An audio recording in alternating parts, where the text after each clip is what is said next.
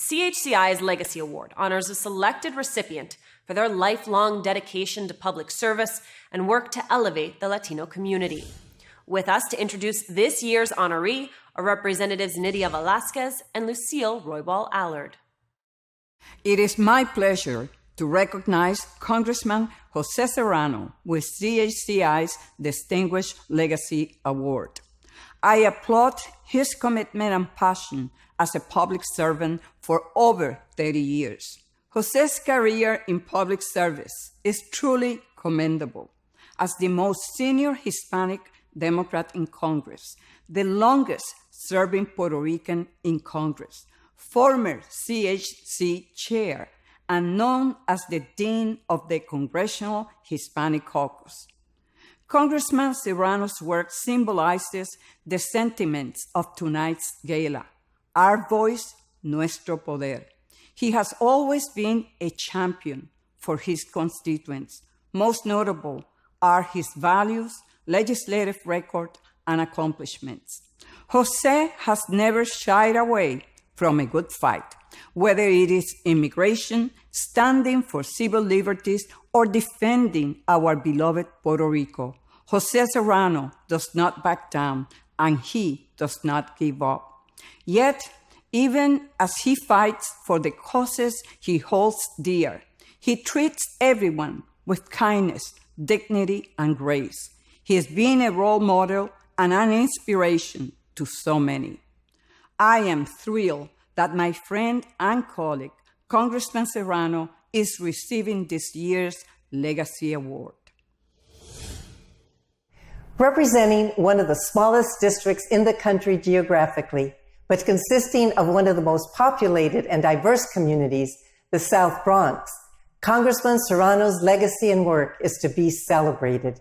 He truly exemplifies the purpose and mission of CHCI, Latino excellence and Latino leadership. We appreciate all that he has given to our community as a public servant. His journey, achievements, and accomplishments will forever inspire us to keep doing the hard work required to achieve equality for all. Throughout my years in Congress, I have personally seen Jose's consistent and unrelenting courage and advocacy on behalf of the underserved and disenfranchised. His story will serve as a role model for the next generation of Latino leaders and for many generations to come. We are pleased to honor Congressman Jose Serrano with the Congressional Hispanic Caucus Institute Legacy Award.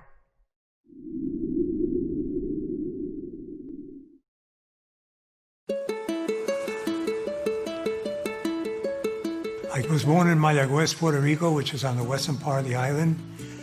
Came to New York when I was 8 years old. The rest of my life, and I'm 77 in October, has been in the Bronx. My parents were factory workers. My mother was a seamstress in the garment industry. Prior to going into the Army, I had been involved with a group called the South Bronx Community Action Theater. Working at the theater gave me an opportunity to see a lot of people, meet a lot of people, go to meetings. And people began to suggest, well, why don't you run for public office? So I ran for the assembly, and I got elected. And I haven't lost an election since 1972. Yeah, first of all, you have to understand he's a pioneer.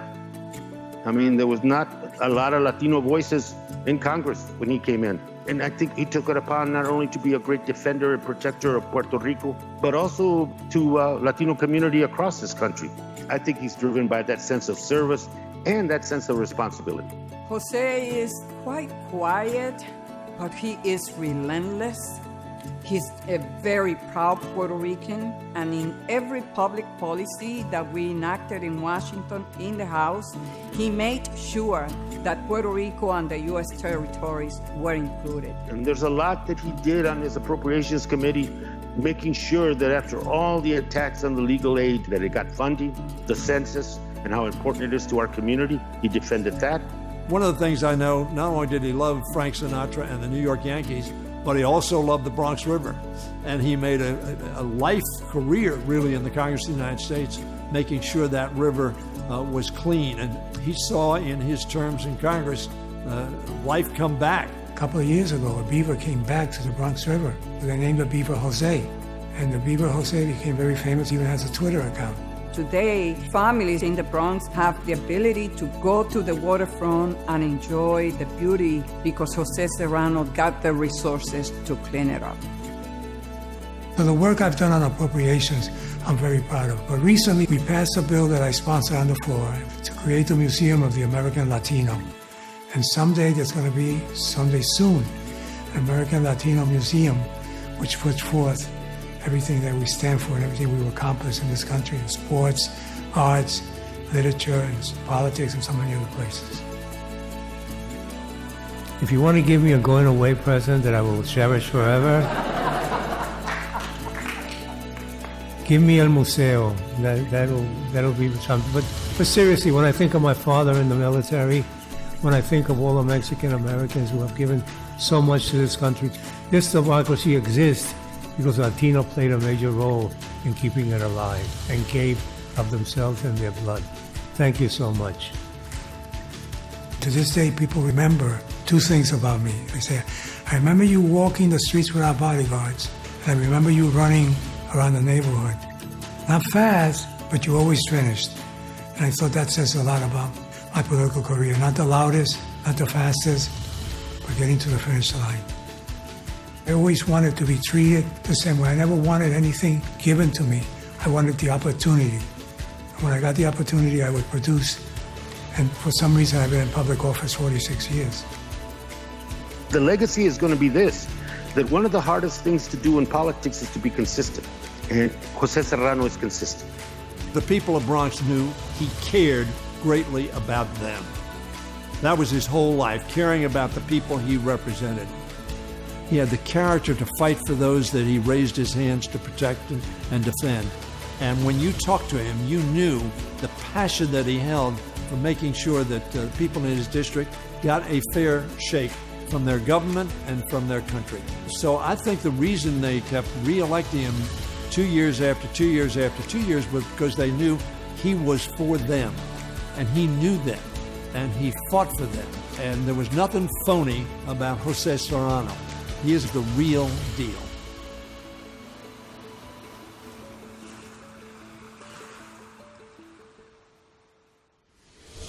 Please welcome Representative Jose Serrano. Well, I want to thank all my colleagues in the CHCI and the CHC, my colleagues who have spoken tonight, the folks who have made tonight possible for me in accepting this Legacy Award. I'm so honored. When I first came to Congress, one of the first I did was to join the Congressional Hispanic Caucus.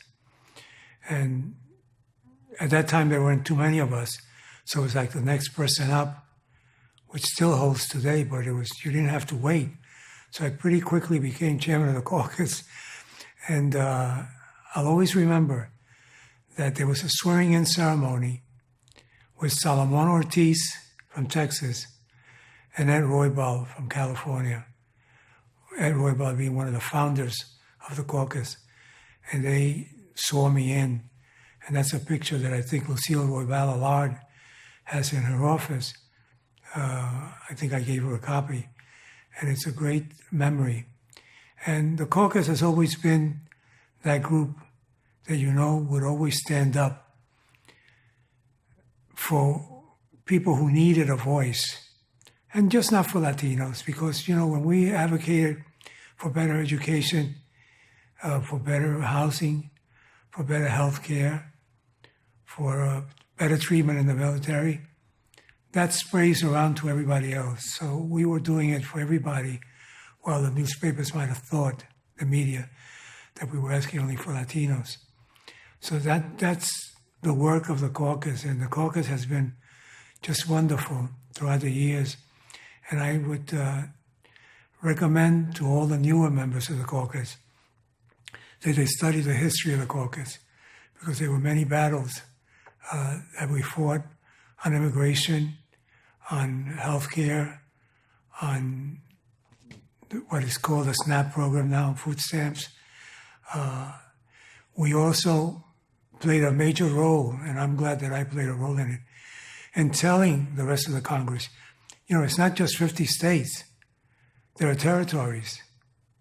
We have Guam and Samoa, the American Mariana Islands, Puerto Rico, Virgin Islands, many others, a couple of others.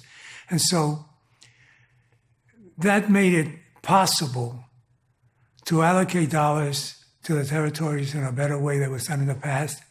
That made it possible to ask for help from different federal agencies when something like Hurricane Maria and Irma hit Puerto Rico. That changed, and the caucus now is much larger than it was in those days. And we were able to make a change. And now I can't imagine what it's going to be like in the next few years, because there's going to be more Latinos being elected to Congress, and we're going to just be a force.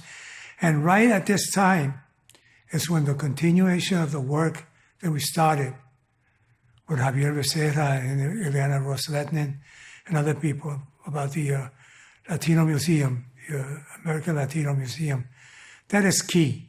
People say it's a museum. No, it's more than a museum. It'll be an archive. It'll be a place to document.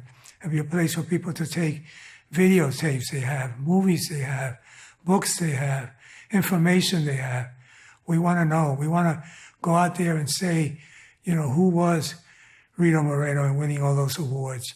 Who were the California Mexican Americans who introduced Spanish movies and Spanish theater to the West Coast? Who was, Roberto Clemente, and what did he mean to not only to baseball, but to American history? And on and on and on, the Cuban Americans and all the work that they've done in building up industry and being involved in everyday life in this country. So the museum becomes something much more important than what we think it is. And I'm just so happy that we were able to push it forward. Now we have to get it through the Senate and then get the money to get it built. But I think it's going to happen. The importance of the Hispanic Caucus will be one where our internship programs, our leadership programs, and what we're asked to do as we assume positions within the Congress of chairman of this committee, chairwoman of that committee, member of that committee, member of the leadership. As we do that, we will continue to grow, and we have to be ready for that. I won't be with you in person, but I've given you 30 years, so it's time for a new leadership now to come and take it over. And there are people now in college who will be in the Congress in a few years, and they also have to be brought along and told what it means to be a member of the caucus and how much we can accomplish. Congratulations to Representative Serrano. Go ahead and send those tweets showing your appreciation.